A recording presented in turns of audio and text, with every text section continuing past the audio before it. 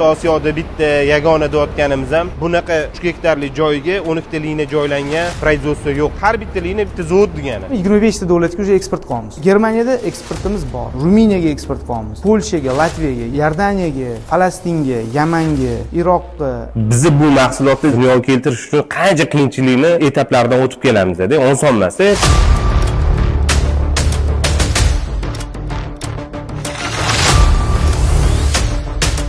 Gigienaga juda ham zo'r e'tibor qaratishar ekan. Ko'zinglar bilan ko'ryapsizlar qanaqa qizlar har bittasini sanab soatda. Bu qizlar 7 gacha sanashni yaxshi bilishadi. 2 minutda non pishib ko'ryapsa qayerda beradi. Buning ichida mana kelib ushab ko'rsanglar bo'ladi. O'sha mana bunaqa so'mi. Sababi bu nagrefi bor. Ishkalab qotib qolish kerak emas. Ta'mi juda ajoyib. Lekin har bir mehmonga mana shundan beramiz. Bu ko'chada hech qayerda sotilmaydi. 600 ming yevro turadi mana shu narsani o'zi. 1 minutda 700 dona uradi. Agar bizning mahsulot ichida zarracha agar metal chiqadigan bo'lsa, konveyer ochiladi, tashaveradi. Arbitraj sklat bo'ladi mana shu. Har bitta chiqqan mahsulotdan 5 tadan etalon qo'yiladi chetda. Mabodo sizlarda ham qanaqadir muammo bo'lsa, mana shunaqa problem bo'lyapti desanglar men ochaman. Agar har qanday muammo bo'lsa, bu adolatli bo'ladi. Ochib ko'rsangiz, bu bizga ham yaxshi kamchilikni ustida ishlash.